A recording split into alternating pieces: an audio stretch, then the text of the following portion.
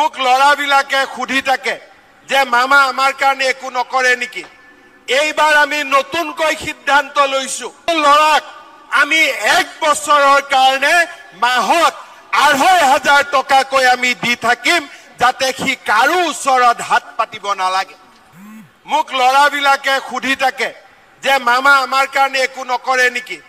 এইবাৰ আমি নতুনকৈ সিদ্ধান্ত লৈছো যে BA পাছ কৰাৰ পিছত 1 বছৰ ল'ৰা ছোৱালীয়ে যাতে চাকৰিৰ ইণ্টাৰভিউ দিব পাৰে, ইণ্টাৰভিউৰ মাচুল দিব পাৰে, পৰীক্ষা দিবৰ বাবে যদি গুৱাহাটীত যাব লাগে গুৱাহাটীত যাব পাৰে।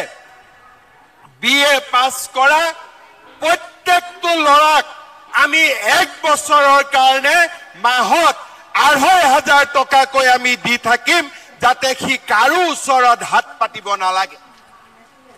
আজি মই BA পাছ কৰিলো, দেউতা মাই মোক বাৰে বাৰে টকা দিব নোৱাৰে।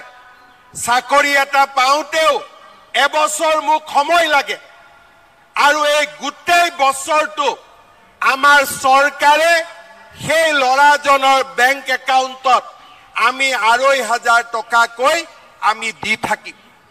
শ্ৰদ্ধাৰ ৰাইজ, মহিলাসকলৰ বাবে আমি এটাৰ পিছত এটা নতুন আঁচনি, অৰুণোদয়, নিযুত মইনা, অহা 1 এপ্ৰিলত মই বিহালীলৈকে যাম আৰু তাত নতুন আৰু এটা আঁচনি আৰম্ভ কৰিম, যাৰ বিষয়ে আপোনালোকে জানে যে প্ৰত্যেকগৰাকী মহিলা আত্মসহায়ক গোটৰ সদস্যলৈ 10,000 টকাকৈ যি দিয়াৰ আঁচনি।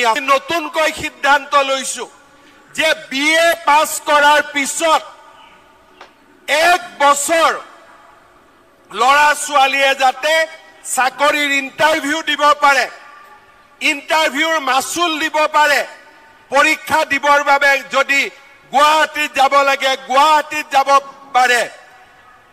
BA পাছ কৰা প্ৰত্যেকটো ল'ৰাক আমি 1 বছৰৰ কাৰণে মাহত 2,500 টকাকৈ আমি দি থাকিম, যাতে সি কাৰো ওচৰত হাত পাতিব নালাগে।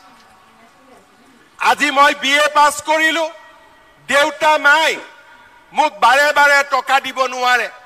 চাকৰি এটা পাওঁতেও এবছৰ মোক সময় লাগে, আৰু এই গোটেই বছৰটো আমাৰ চৰকাৰে সেই ল'ৰাজনৰ বেংক একাউণ্টত আমি 2,500 টকাকৈ আমি দি থাকিম।